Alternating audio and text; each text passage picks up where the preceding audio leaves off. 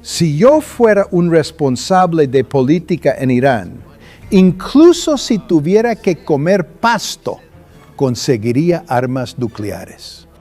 Estados Unidos e Israel no habrían atacado a Irán con tanta audacia si Irán hubiera tenido armas nucleares. No existe ninguna prueba de que Irán supiera del 7 de octubre, mucho menos de que lo hubiera diseñado.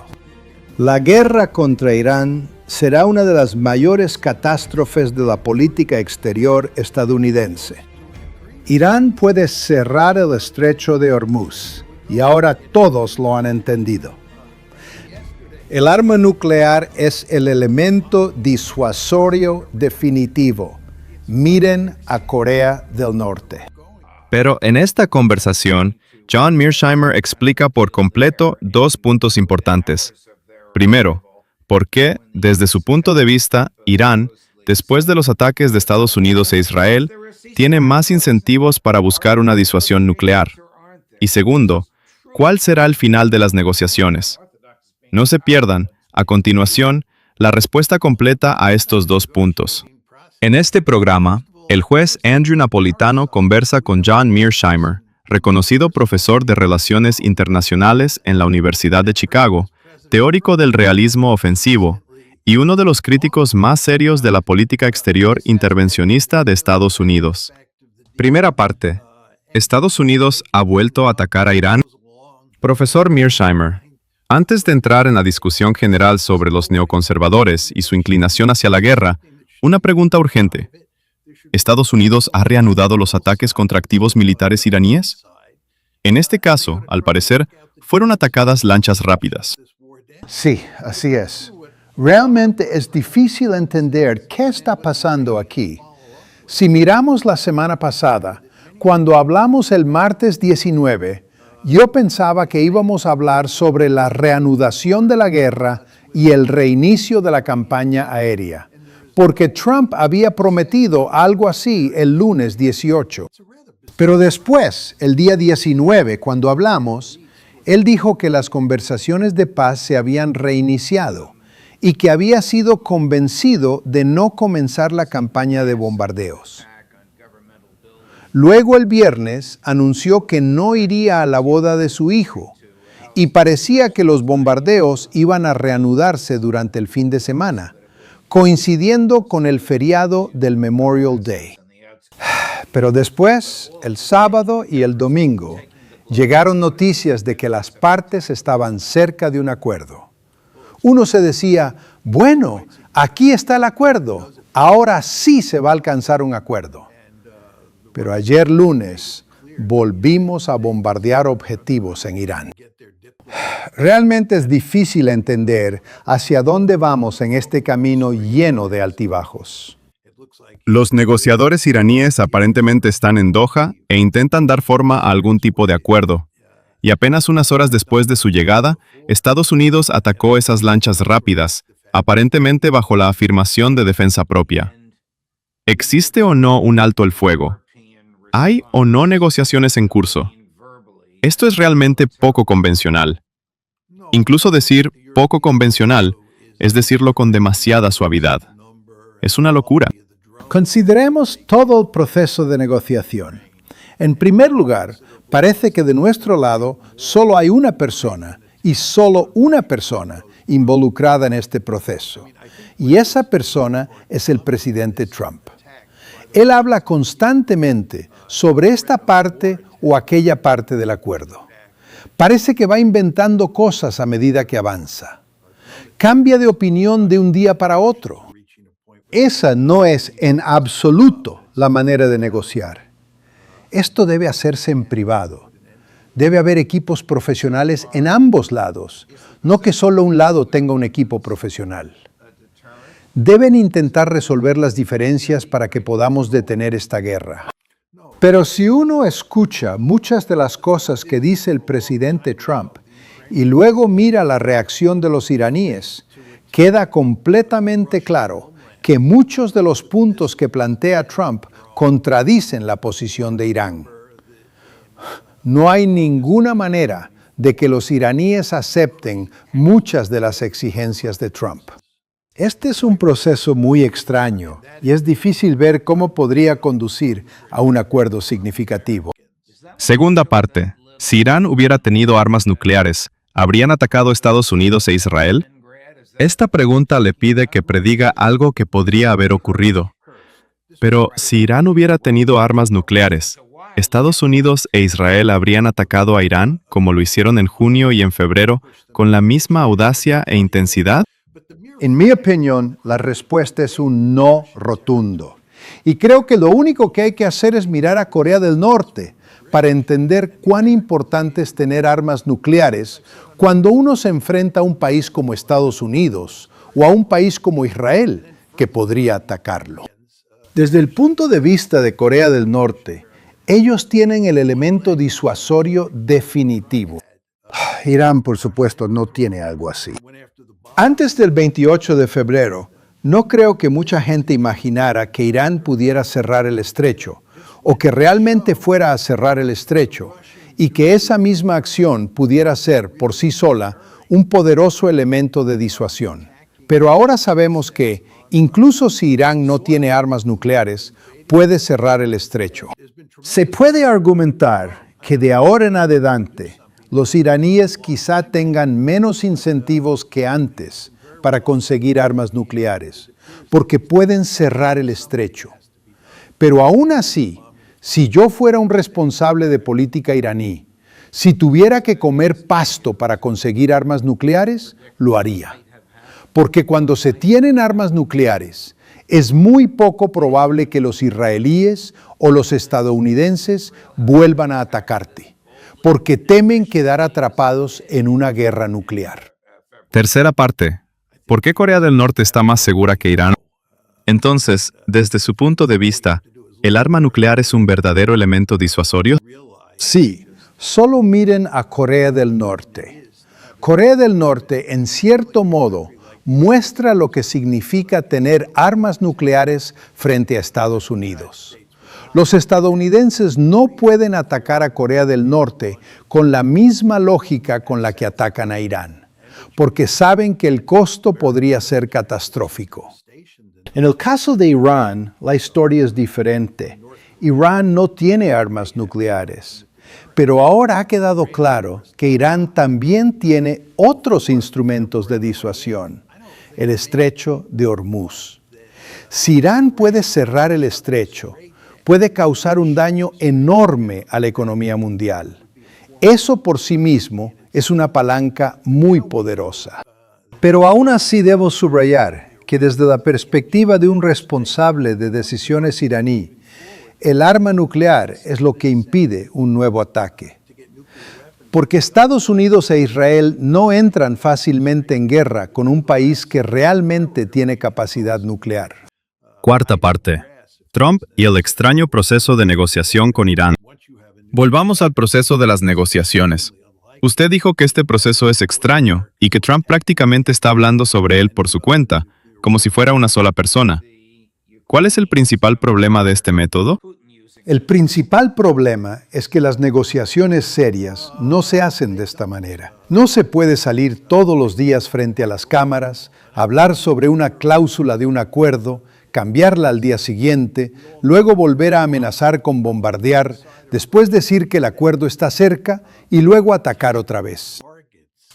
Este proceso hace que la otra parte no pueda entender qué es exactamente lo que uno quiere. Del lado de Irán hay posiciones que para ellos son fundamentales. Muchas de las exigencias que Trump plantea no son compatibles con esas posiciones. Si ambos lados tuvieran equipos profesionales y un proceso confidencial y ordenado, quizás se podrían reducir las diferencias. Pero eso no es lo que estamos viendo ahora. En este momento, el proceso avanza de una forma que se parece más al caos que a la diplomacia. Y por eso es difícil imaginar que este camino lleve a un acuerdo real y duradero. Quinta parte. Los neoconservadores y la idea de que Irán es un monstruo. Hablemos de los neoconservadores. Usted y el profesor Stephen Walt debatieron recientemente en Canadá con Mike Pompeo, ex secretario de Estado y ex director de la CIA, y con Victoria Nuland. ¿Cuál es su argumento principal? ¿Cuál es el núcleo de su creencia que no encaja con la realidad? Su visión básica del mundo es que Estados Unidos debe estar preparado para recorrer el mundo y cazar monstruos. Ahora uno se pregunta, ¿qué quieren decir con monstruo? No existe una definición clara. Un monstruo es un país que tiene intereses que entran en conflicto con los intereses de Estados Unidos. Un país que quizás no sea una democracia y que a ellos no les guste. Ellos creen que el poder militar de Estados Unidos es una herramienta mágica para convertir esos países monstruosos en países amigos. Creen que si Estados Unidos actúa inteligentemente, debe hacer ingeniería social en todo el mundo. Debe convertir a los regímenes que no son amigos de Estados Unidos en regímenes que sí sean amigos de Estados Unidos. Y por supuesto, cuando el mundo esté lleno de países que se parezcan a Estados Unidos, nosotros viviremos felices para siempre. Esa es su lógica. Esta cuestión explica en gran medida por qué personas como Pompeo y Nuland están profundamente comprometidas con una política exterior intervencionista. Creen profundamente en atacar a países como Irán, Irak, Cuba y otros. El argumento que Stephen Walt y yo planteamos fue que los costos de esta estrategia son enormes, especialmente cuando se mira la cantidad de seres humanos que mueren y además, cuando se observan las consecuencias, se ve que fracasamos casi todas las veces. Se suponía que íbamos a convertir Medio Oriente en un mar de democracias. Y por supuesto, desde su punto de vista, eso llevaría a un Medio Oriente pacífico, porque cuando todos esos países se convirtieran en democracias, viviríamos felices para siempre. Pero Irak fue una catástrofe. La doctrina Bush desapareció. Luego, cuando atacamos a Irán, esa misma lógica volvió a la vida. El ataque contra Irán debía haber sido parte de la doctrina Bush en 2003, pero en aquel momento no ocurrió. Este año ocurrió, y miren dónde estamos, ante una de las mayores catástrofes de la política exterior estadounidense. Yo sostengo que con el paso del tiempo, esta guerra será vista como la mayor catástrofe de política exterior en la que Estados Unidos se haya involucrado jamás. Sexta parte. El debate con Pompeo. ¿Irán es un monstruo? En el debate, Mike Pompeo dijo que este régimen radical no debe tener permiso para cerrar la economía mundial disparando misiles Shahed contra países que no han hecho nada. Dijo que este monstruo merece ser cazado.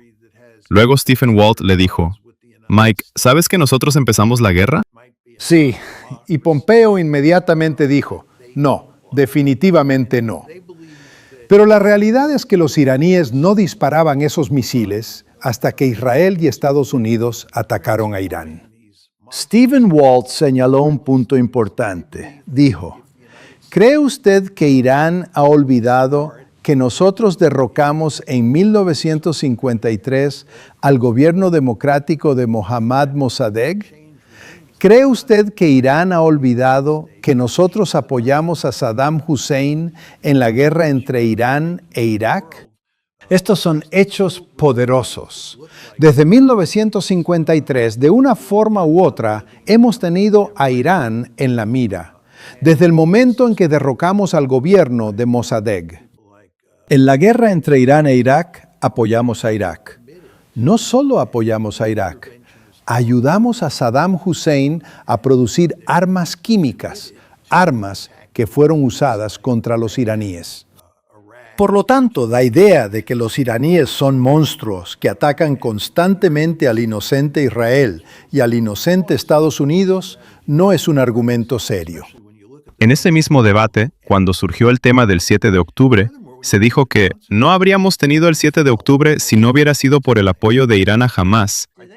Pero usted y el profesor Walt dijeron que no existe ninguna prueba en el expediente público de que Irán siquiera supiera del 7 de octubre, mucho menos de que lo hubiera planificado. Exactamente. No existe ninguna prueba en el expediente público de que Irán supiera lo que iba a ocurrir el 7 de octubre, mucho menos de que lo hubiera diseñado. No existe ninguna prueba. Si Mike Pompeo pensaba que yo estaba equivocado, tenía que presentar una prueba que mostrara que yo estaba equivocado. Pero no presentó ninguna prueba. Solo se rieron de mí y fingieron que éramos dos tontos que viven en una torre de marfil y no saben nada del mundo real. Pero usted sabe que en debates así no se debe argumentar de esa manera. Cuando personas educadas y serias se reúnen para discutir asuntos importantes, si hay un desacuerdo, hay que mostrar que la otra parte está equivocada en los hechos. Pero nosotros no estábamos equivocados en los hechos. Los hechos que Stephen Walt le presentó a Mike Pompeo eran muy poderosos. Séptima parte. La salida del acuerdo nuclear. Un error que incluso Nuland acepta. ¿Victoria Nuland mencionó en el debate el famoso artículo de su esposo? Un artículo que decía que la guerra es una catástrofe, que Trump no tiene una vía de salida y que no alcanzará ninguno de sus objetivos. No, no lo mencionó. Pero no me sorprendería que estuviera de acuerdo con él. En esa discusión sobre el acuerdo nuclear, ella dijo que salir del JCPOA fue un error. El acuerdo nuclear tenía defectos, pero debíamos haberlo usado como base para construir un acuerdo mejor. Pero retirarse del JCPOA, según ella, fue un error. Y creo que en eso tenía toda la razón. No me sorprendería que ella también esté de acuerdo con su esposo en que la guerra contra Irán es una catástrofe. El mismo argumento que Stephen Walt y yo también planteamos. Octava parte. ¿Por qué Estados Unidos fracasa una y otra vez? Usted mencionó Afganistán, Libia, Irak e Irán. ¿Por qué la política exterior estadounidense repite tanto en fracaso? Porque en Washington existe una burbuja intelectual.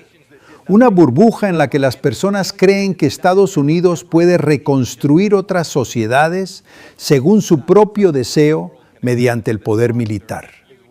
Piensan que, si derrocan a un régimen, pueden reemplazarlo por un sistema amistoso, democrático y estable. Pero la realidad del mundo no funciona así.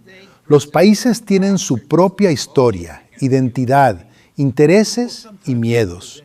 No se puede convertirlos mediante bombardeos en una versión de Estados Unidos. Y cuando se intenta hacer algo así, normalmente el resultado es guerra, caos, matanza y fracaso. Eso es lo que vimos en Irak, es lo mismo que vimos en Libia, es lo mismo que vimos en Afganistán y ahora también lo vemos en Irán. Novena parte. ¿Por qué la narrativa de Estados Unidos sobre Irán está incompleta? Usted dice que, para entender el comportamiento de Irán, hay que mirar la historia de la relación entre Estados Unidos e Irán. ¿Por qué esta parte de la historia se ignora en Washington? Porque si se toma en serio esa historia, la narrativa simple de Irán es el monstruo y Estados Unidos e Israel son víctimas inocentes, se derrumba.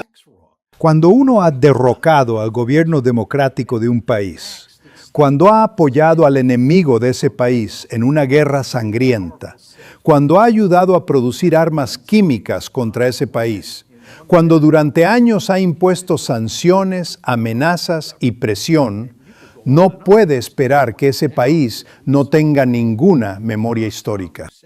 Los países tienen historia. Irán también tiene historia. Los iraníes no han olvidado estas cosas.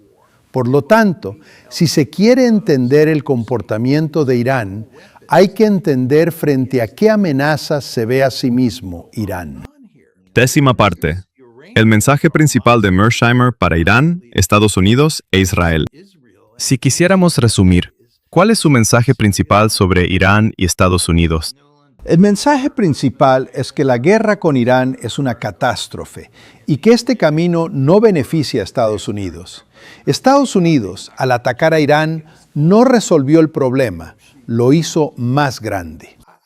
Si el objetivo era impedir que Irán se volviera nuclear, esta guerra puede producir el resultado contrario, porque cualquier responsable de política iraní, después de estos ataques, llegará a la conclusión de que es necesario tener una disuasión más fuerte. Y la disuasión definitiva es el arma nuclear. Al mismo tiempo, Irán ha demostrado ahora que incluso sin armas nucleares, tiene instrumentos poderosos de presión, entre ellos el estrecho de Hormuz. Antes de esto, muchos no pensaban que Irán pudiera o quisiera usar esta palanca. Ahora esa percepción ha cambiado. Del lado de Estados Unidos, nos enfrentamos a un proceso de negociación que es muy caótico. Trump toma una posición cada día, luego la cambia, luego amenaza, luego habla de un acuerdo. Este camino no conduce a un acuerdo duradero. Del lado de Israel y de los neoconservadores estadounidenses, todavía existe la misma vieja visión, que Irán es un monstruo y debe ser cazado. Pero esta visión no toma en serio ni la historia, ni los costos de la guerra, ni los fracasos anteriores de Estados Unidos. Parte final. Una guerra que quizá cambie a Estados Unidos. Finalmente, ¿qué lugar ocupará esta guerra con Irán en la historia de la política exterior estadounidense? En mi opinión, con el paso del tiempo, esta guerra puede ser vista como la mayor catástrofe de la política exterior estadounidense. No solo por sus costos directos, sino por sus consecuencias estratégicas. Esta guerra mostró que Estados Unidos sigue atrapado en la misma vieja ilusión, que puede imponer por la fuerza militar los resultados políticos que desea en Medio Oriente. Pero hemos visto muchas veces que eso no funciona. Afganistán, Irak, Libia y ahora Irán son todos ejemplos de un patrón de fracaso. Los neoconservadores todavía no aceptan este fracaso, porque aceptarlo significaría el colapso de toda su visión del mundo. Pero la realidad es que los países viven con memoria histórica, intereses de seguridad y voluntad de resistencia. Irán no es una excepción a esta regla. Si Estados Unidos e Israel atacan a Irán por la fuerza, no deberían sorprenderse de que Irán busque una disuasión más fuerte. Y si un responsable de política iraní llega a la conclusión de que lo único que impide el próximo ataque es el arma nuclear, una parte de la responsabilidad de ese resultado recaerá sobre quienes llevaron a Irán hasta ese punto. Profesor John Mearsheimer, muchas gracias. Como siempre, conversar con usted fue esclarecedor. Gracias, juez. Fue un placer. Esta fue nuestra conversación de hoy sobre Irán, Estados Unidos, Israel, los neoconservadores y una guerra cuyas consecuencias quizá vayan mucho más allá del campo de batalla.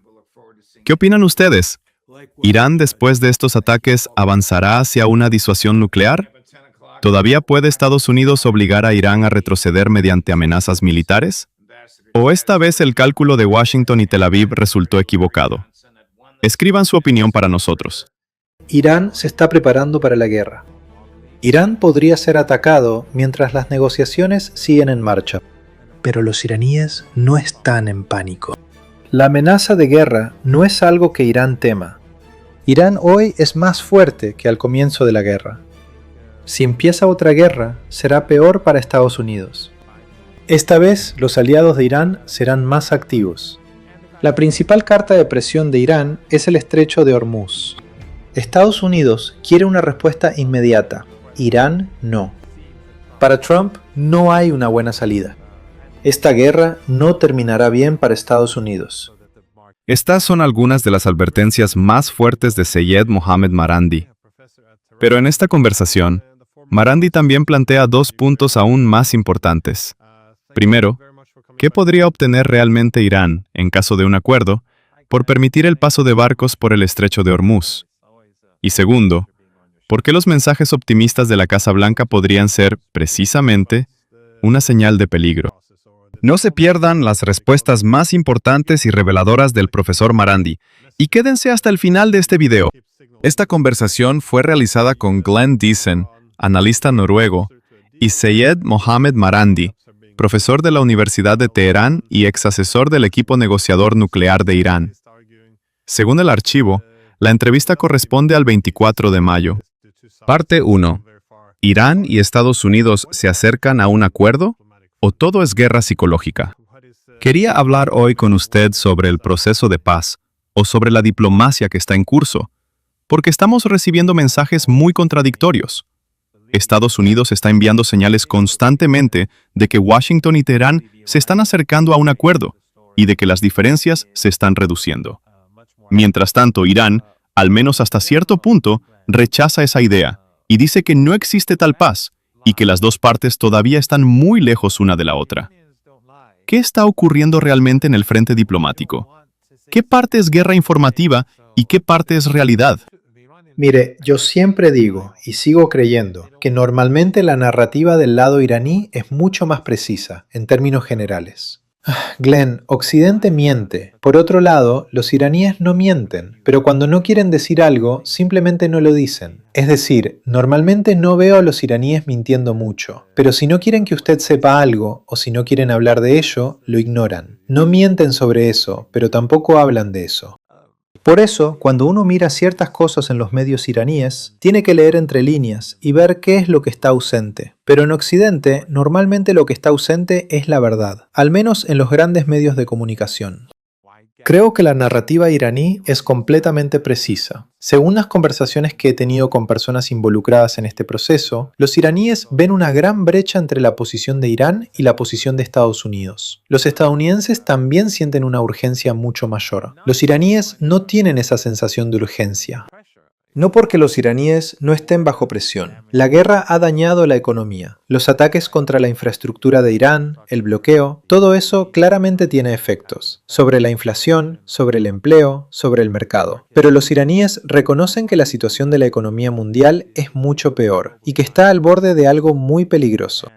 Por lo tanto, básicamente los iraníes les dicen a los estadounidenses: nosotros tenemos demandas, esas demandas tienen que ser satisfechas. Nosotros no cometimos una agresión, nosotros no empezamos esta guerra. Incluso después de la guerra, hubo un alto el fuego. Ustedes no cumplieron sus compromisos. Si lo hubieran hecho, la economía mundial no estaría hoy en esta situación. Así que las cosas son como son. La expectativa en Irán es que este proceso será difícil, o puede llevar a ataques estadounidenses, a otra oleada de ataques, o puede ocurrir que, en los próximos días, Estados Unidos muestre más flexibilidad. Ambos caminos son totalmente posibles, pero creo que la hipótesis de trabajo en Irán es que habrá guerra, e Irán se está preparando para la guerra. Esa es la hipótesis de trabajo. Los iraníes no van a dejarse engañar pensando que estamos en camino hacia la paz, porque hemos tenido experiencias muy amargas con Estados Unidos en el pasado. Y esto no tiene que ver solamente con Trump. Yo estuve en un programa de televisión con un exfuncionario del gobierno de Obama, y él hablaba de las diferencias entre Trump y Obama. Obama le mintió a Irán, engañó a Irán en el acuerdo nuclear. Ese acuerdo tenía muchos defectos, y Estados Unidos usó esos defectos a su favor. Pero incluso antes de Obama, desde el comienzo de la revolución, cada vez que Estados Unidos e Irán tuvieron algún tipo de diálogo o acuerdo, fueron los estadounidenses quienes traicionaron a Irán y no fueron honestos. Por eso aquí hay una enorme desconfianza. Incluso es posible que Irán sea atacado mientras las negociaciones siguen en marcha. Nadie va a confiar en un mensaje enviado a Irán a través de mediadores pakistaníes o a través de cualquier tercera parte. En este momento, la situación es básicamente esa, y estoy casi seguro de que esta es una evaluación precisa. Parte 2. Las líneas rojas de Irán, el estrecho de Hormuz, la disuasión y el programa nuclear. Para mí es interesante que Trump pueda decir con tanta facilidad: íbamos a atacar a Irán el viernes, pero decidimos no hacerlo, ya sea por los países del Golfo o por la boda de su hijo. Esos comentarios informales, casuales, Eso de decir, sí, otra vez íbamos a atacar durante las negociaciones, naturalmente reduce la confianza, si es que quedaba algo de confianza. Usted dijo que Irán ha presentado sus demandas. En cualquier negociación, normalmente cada parte empieza con un conjunto de exigencias, pero deja cierto margen de maniobra para encontrarse en algún punto intermedio. Desde su punto de vista, ¿cuáles son las líneas rojas de Irán? Por ejemplo, entregar el estrecho de Hormuz, o mejor dicho, conservar el control del estrecho de Hormuz, parece algo escrito en piedra. Tampoco creo que Irán está dispuesto a abandonar o reducir su disuasión convencional, es decir, sus misiles balísticos, sus drones o sus relaciones con sus aliados. Incluso, yo suelo decir que eso tampoco le conviene a Estados Unidos, porque entonces Irán dependería más de la disuasión nuclear. Pero ¿qué pasa con el programa nuclear? Irán ya había aceptado el acuerdo nuclear. ¿Dónde cree usted que la posición de Irán se ha vuelto más dura? Sé que usted no habla en nombre del gobierno, pero ¿en qué temas cree que el gobierno iraní no retrocederá ni una pulgada? ¿Y en qué temas podría haber cierta flexibilidad? Una cosa con la que tengo mucho cuidado, Glenn, es no preguntar sobre detalles, porque cuando estoy en los medios no quiero saber ciertas cosas, incluso si me las dicen. Por supuesto, también hay cosas que, claramente, aunque preguntara, no me dirían. Por lo tanto, gran parte de lo que voy a decir ahora es, básicamente, mi interpretación, pero no está basada en información directa. Irán está ahora en una posición mucho más fuerte que antes. Creo que esta es una evaluación general. Incluso cuando Robert Kagan lo acepta, no creo que nadie pueda decir que se trata de una evaluación marginal o exagerada. Los iraníes están en una posición mucho más fuerte. Sienten que la necesidad de Irán de mostrar flexibilidad es mucho menor que antes. Por otro lado, las demandas de Irán son mucho más razonables que las demandas de Estados Unidos. Esa es otra razón por la que los iraníes sienten que la flexibilidad solo puede llegar hasta cierto punto. ¿Por qué? Porque Irán no le está pidiendo a Estados Unidos que renuncie a su soberanía. Irán no le está pidiendo a Estados Unidos que abandone su presencia militar en el Golfo de México. Irán no está pidiendo algo así. Por lo tanto, las demandas de Irán son razonables. Los iraníes están en una posición más fuerte. Y además, Irán tiene una herramienta muy poderosa, el estrecho de Hormuz. Al final, todo el enfrentamiento militar, defensivo y ofensivo con Estados Unidos durante la guerra giró más o menos en torno al estrecho de Hormuz. Cómo tomarlo, cómo controlarlo y cómo mantener ese control. Las bases estadounidenses en la región fueron destruidas. Cuando el régimen sionista escalaba la tensión, por supuesto, los sionistas eran atacados día y noche. Pero cuando había una escalada, los iraníes también respondían con una escalada contra el régimen israelí y también contra los proxies de Estados Unidos en el Golfo Pérsico, que formaban parte de la guerra. Pero al final, el gran premio era el control del estrecho de Hormuz. Esa es una de las herramientas más importantes de Irán. Si Irán quiere ceder algo en ese frente, exigirá muchísimo a cambio. El hecho de que Irán no haya empezado esta guerra no solo le da a los iraníes una superioridad moral, porque Irán no cerró el estrecho de Hormuz, Irán no creó esta crisis global. También crea en Irán una fuerte sensación de haber sido víctima. Los iraníes, que son musulmanes chiíes, ya tienen una conciencia muy fuerte de resistencia frente a la opresión y de apoyo al oprimido. Por lo tanto, usted es víctima de una guerra, tiene una ideología de apoyo al oprimido, usted mismo está siendo amenazado, y entonces se pone de pie frente al agresor. Todo eso en conjunto fortalece mucho más la posición de Irán en la mesa de negociación. El gobierno sabe que la economía enfrenta grandes problemas, pero el pueblo iraní también es resistente. Puede que tengamos dificultades por delante. Puede que algunas personas salgan a la calle y digan, queremos trabajo, tenemos problemas, pero eso será manejable. Del otro lado, no será manejable. Por eso, todos estos factores hacen que los iraníes estén decididos a que debe haber un acuerdo mejor que antes. En el tema nuclear, en el estrecho de Hormuz y en la soberanía de Irán. Todo será muy diferente a lo anterior.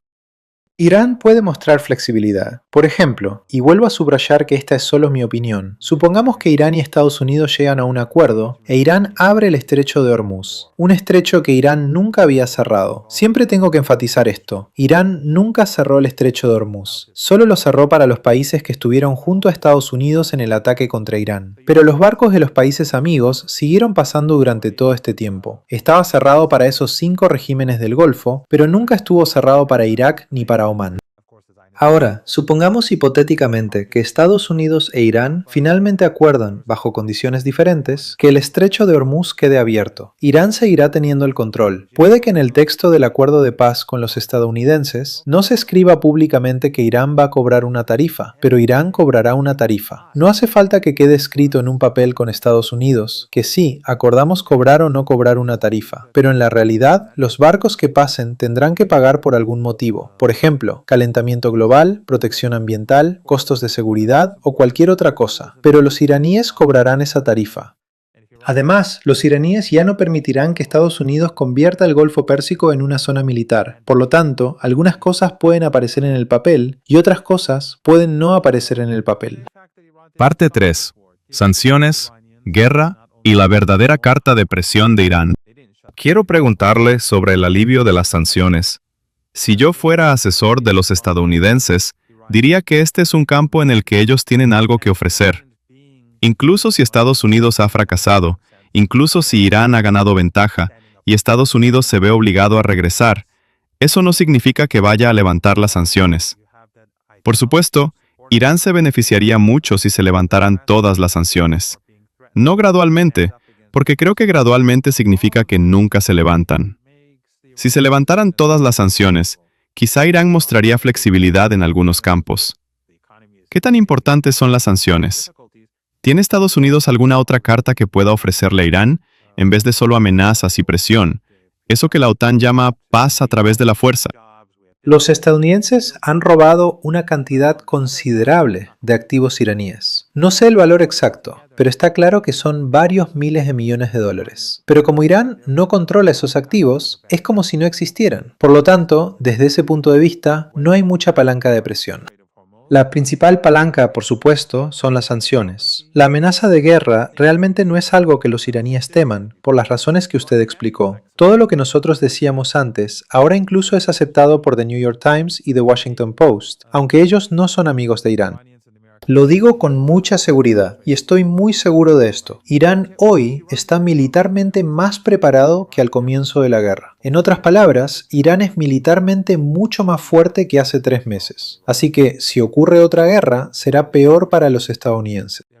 Yemen también está mucho más preparado. Irak también está más preparado que la vez anterior. La última vez, la resistencia en Irak estuvo activa, pero esta vez será mucho más activa. Por lo tanto, la escalada será rápida. Las capacidades del lado iraní y de sus aliados son mayores que antes. Por supuesto, los aliados de Irán en realidad no entraron demasiado, porque ese no era el plan. Querían manejar la escalada, pero esta vez será diferente. Por lo tanto, si ocurre una guerra, tendrá un final muy malo para Estados Unidos. Los iraníes tienen confianza ante la posibilidad de volver al conflicto militar. No porque lo deseen, los iraníes no empezaron la guerra, no quieren la guerra, pero Irán sabe que si la guerra empieza otra vez, tiene la ventaja, y esta guerra terminará para los estadounidenses y para el régimen israelí incluso peor que los 39 días de la guerra anterior. Pero en la mesa de negociación, lo que Irán tiene para ofrecer es el paso por el estrecho de Hormuz. Los estadounidenses cometieron varios errores de cálculo importantes, pero el mayor de ellos, o uno de los mayores, vuelve a ese libro del que hablé antes, Going to Tehran, de Flint y Hilary Mann Leverett, que creo que todos deberían leer. El mayor error de cálculo es su mala interpretación de Irán. De esa mala interpretación de Irán surge toda la idea ridícula de decapitar el liderazgo o de cambio de régimen. El artículo de The New York Times sobre Ahmadinejad en Irán parece más bien una broma. Si era serio, demuestra que estas personas no tienen idea de lo que están haciendo. Y si no era serio, solo demuestra lo poco serio que es The New York Times y cómo cree que sus lectores van a aceptar algo que, en la realidad, es tan ridículo. Eso significa que su comprensión de Irán y su narrativa sobre Irán están tan distorsionadas, tan separadas de la realidad, que no pueden hacer una evaluación objetiva. Por eso, cuando llevan a cabo operaciones, cuando aplican políticas, chocan contra una pared de ladrillo, porque no están lidiando con la realidad, sino con algo que construyeron en su imaginación. El segundo gran error fue sobre las capacidades militares de Irán, sobre la capacidad de Irán para derrotar a Estados Unidos en el estrecho de Hormuz y para controlar el flujo de petróleo y energía. Pero, tácticamente, el mayor error de los estadounidenses en la guerra fue no aplicar el bloqueo desde el primer día. Los iraníes esperaban que hicieran eso. Esperaban que Estados Unidos impusiera desde el comienzo un bloqueo contra los puertos iraníes. También tenían planes de contingencia para eso, pero habría sido muy difícil. Los estadounidenses no lo hicieron. Incluso levantaron las sanciones contra el petróleo iraní, lo que ayudó a los iraníes a vender su petróleo a un precio más alto. ¿Por qué? Porque los estadounidenses pensaban que sería una victoria rápida y no querían alterar los mercados. Querían que el precio del petróleo se mantuviera bajo para que, cuando derrotaran a Irán, todo siguiera funcionando. Y ese fue un error de cálculo catastrófico. Solo después de la Guerra Caliente, y alrededor de una semana después del alto el fuego, creo que los estadounidenses comenzaron a imponer el bloqueo. Incluso, si lo hubieran hecho desde el primer día, Irán todavía habría tenido la ventaja en la mesa de negociación. Pero como se retrasaron, la presión sobre Irán comenzó más tarde y creció más lentamente que la presión económica sobre Estados Unidos. Así que los iraníes tienen la ventaja en la mesa de negociación, no solo por el control del estrecho de Hormuz, no solo por su desempeño militar efectivo, no solo porque demostraron que sus instituciones estatales y su legitimidad popular son mucho más fuertes de lo que los medios occidentales quieren aceptar, sino también porque los iraníes pueden resistir más que los estadounidenses en el juego de la espera. Si volvemos a la guerra, Irán tiene la ventaja. Si esperamos para ver qué ocurre, Irán tiene la ventaja. En la mesa de negociación, los estadounidenses sienten urgencia, eso lo sé. Los iraníes no sienten esa urgencia. Los estadounidenses quieren una respuesta inmediata. Los iraníes dicen, bueno, déjennos pensarlo, déjennos estudiarlo bien. Por lo tanto, no hay una buena solución para Trump. Esto no tendrá un buen final para Trump. Tampoco tendrá un buen final para Estados Unidos, por Trump, por el régimen israelí y por el lobby sionista. Pero mi respuesta a su pregunta no puede determinar si esta noche tendremos una guerra militar, o mañana por la noche, o pasado mañana por la mañana, o en cualquier otro momento, o si se formará algún tipo de acuerdo. Para mí, eso no está nada claro. Parte 4. ¿Irán está en alerta porque un ataque es inminente? Veo que Irán está en estado de alerta. Hay informes de que Irán cerró su espacio aéreo, al menos durante el fin de semana. ¿Qué provocó esta medida? ¿Hay algún informe sobre un ataque inminente? Irán lleva al menos 3 semanas en estado de alta alerta. Durante este tiempo, varias veces me han dicho que podría ser esta noche, que podría ser mañana. Lo he escuchado varias veces, pero este es un fin de semana largo de 3 días. También nos estamos acercando a un punto crítico en la crisis de la economía mundial. Los mercados de bonos están inestables. Y por supuesto, Trump, esto es solo una suposición mía. Cuando dice que no va a ir a la boda de su hijo y cosas de ese tipo, junto con la sensación de urgencia que tiene Estados Unidos y el hecho de que es un fin de semana largo, todo eso hace que los iraníes estén más sensibles. Sabemos, o al menos parece, que a Trump le gusta comenzar guerras durante el fin de semana. Y en general, a Estados Unidos le gusta empezar guerras durante el fin de semana, para que los mercados no se vean demasiado afectados, para que no haya un shock, y quizá, desde su punto de vista, puedan controlar la situación antes de que termine el fin de semana. Tal vez ese sea su cálculo. Ahora es sábado, todavía tenemos 2 días más, es decir, tenemos por delante un fin de semana normal, pero eso no significa que definitivamente vaya a ocurrir un ataque. Creo que es imposible decirlo, al menos para mí es imposible. Pero Glenn, los iraníes tienen confianza, no están en pánico en absoluto. La guerra de 12 días hizo que los iraníes confiaran mucho más en sí mismos, en sus capacidades, en su resistencia y en su fuerza ideológica. Pero esta guerra fue mucho más allá de la guerra de 12 días. Por eso, algunos iraníes también tienen expectativas muy altas. Esto es algo que el gobierno, la estructura del poder y los negociadores también tienen que enfrentar. Muchas personas tienen expectativas muy altas. Los iraníes tienen confianza en su posición. La situación económica es difícil, será aún más difícil, pero los iraníes tienen confianza. Parte 5. Israel, los países del Golfo, Turquía y Qatar. La situación es muy peligrosa y difícil. Para Estados Unidos no pueden ganar la guerra. No pueden obtener una paz que Trump pueda llevar a casa y presentar como una victoria. Y realmente tampoco pueden mantener el alto el fuego, porque el tiempo, en este caso, no está a favor de Estados Unidos, como aparentemente los países del Golfo le advierten constantemente a Trump. En su opinión, ¿qué influencia tienen otros actores regionales Israel, Arabia Saudita, Turquía, los países del Golfo, para limitar o ayudar al proceso de negociación? ¿O todos ellos son solo espectadores?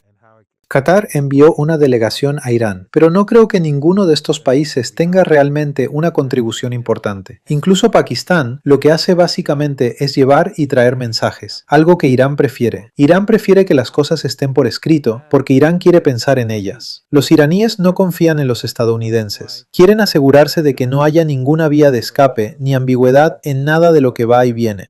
En el pasado, los estadounidenses han prometido muchas veces cosas que nunca cumplieron. La mediación de los pakistaníes también puede tener sus propias dificultades. Los mediadores pakistaníes pueden interpretar algo de cierta manera, y luego los estadounidenses pueden decir, eso no era lo que queríamos decir, como ya ha ocurrido antes.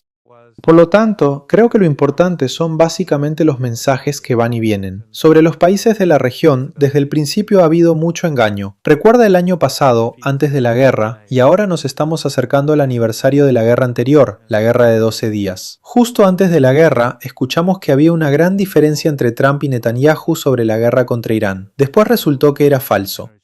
Ahora, hace apenas unos días, aparentemente Trump y Netanyahu volvieron a tener diferencias sobre Irán. ¿Debo creer eso? No creo que nadie aquí lo tome realmente en serio. Puede ser cierto, puede no serlo, pero nadie va a tomarlo en serio, porque ya vimos esa misma narrativa justo antes de la guerra anterior, cuando fue utilizada como desinformación.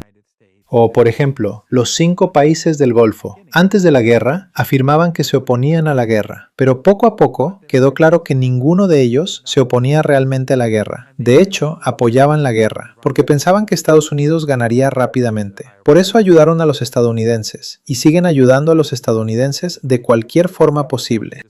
Hoy, por supuesto, están mucho más preocupados, porque vieron cuánto puede dañarlos Irán y cómo puede tomar represalias por los crímenes en los que estuvieron involucrados. Ahora dicen que se oponen a la guerra, pero de nuevo, no lo sabemos. No creo que nadie lo sepa realmente. Algunos pueden creer que son serios y que han cambiado de posición, otros no. Emiratos Árabes Unidos, por supuesto, es un caso diferente. Emiratos está mostrándose como un aliado completo del régimen israelí, lo cual es una medida estúpida, porque solo justifica la posición de Irán ante los ojos de toda la región y de la opinión pública. Durante la guerra, cuando Irán tomaba represalias contra estos regímenes en toda la región árabe, la gente aplaudía a Irán, excepto los wahabíes y salafistas financiados por esos mismos regímenes y otras personas que reciben salarios. La gente en las calles celebraba. ¿Por qué? Porque saben que ninguno de estos regímenes ha traído nada bueno para los árabes en distintos países, mucho menos para los palestinos.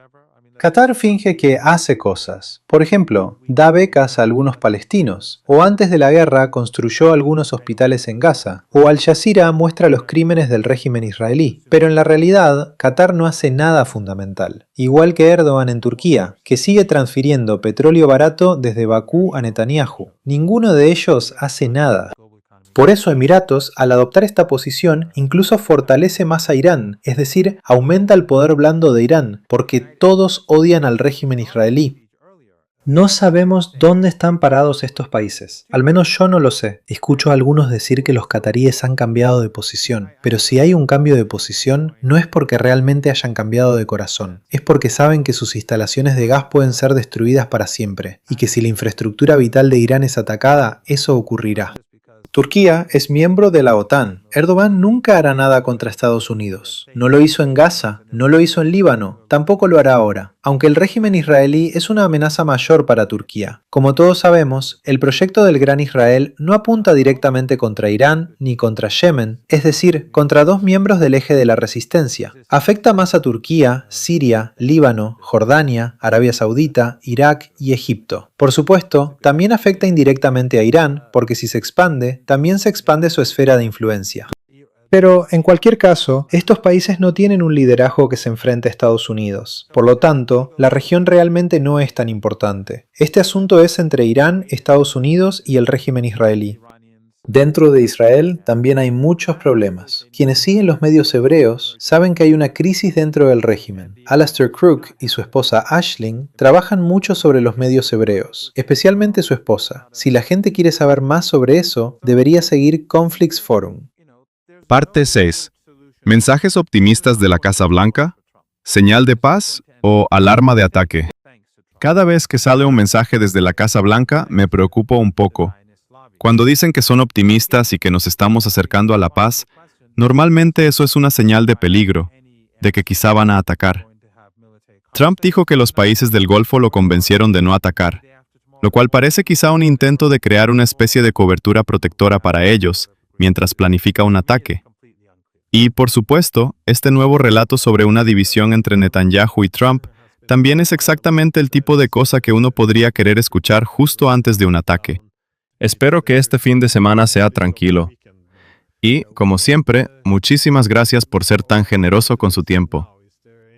Para nada, siempre es un honor, Glenn. Espero que sea pacífico para todos, para el pueblo de Cuba, para el pueblo del Líbano, para el pueblo de Gaza y para la gente de todo el mundo. Espero que veamos días mejores. Estoy seguro de que nadie cree que vayamos a ver días mejores tan pronto, pero creo que, al final, después de las dificultades, las cosas mejorarán. Cierre del video. El resumen de esta conversación es que, desde la mirada de Seyed Mohammad Marandi, Irán no está llevando las negociaciones desde una posición de debilidad. Al contrario, considera que después de la guerra tiene una posición más fuerte que antes. Marandi dice que Estados Unidos siente urgencia, porque la presión económica global y la crisis energética pueden volverse mucho más peligrosas para Washington y sus aliados. Pero Irán, a pesar de la presión económica, no tiene prisa por conceder ventajas. Según Marandi, la carta más importante de Irán es el Estrecho de Hormuz, un punto que no solo afecta la ruta energética del mundo, sino también los cálculos militares de Estados Unidos e Israel. Él enfatiza que Irán no empezó la guerra, pero que si la guerra vuelve a comenzar, Irán está militarmente más preparado que antes, y sus aliados podrían entrar esta vez de forma más activa en el campo de batalla. Desde su perspectiva, los mensajes contradictorios de Washington, las palabras de Trump sobre la paz, la aparente diferencia con Netanyahu y la mediación de los países de la región, no ofrecen ninguna garantía real para Irán. La razón, según él, es que la experiencia de Teherán muestra que Estados Unidos ha prometido muchas veces durante las negociaciones y después ha retrocedido. Al final, Marandi presenta una imagen muy clara. Irán no busca la guerra, pero se ha preparado para la guerra.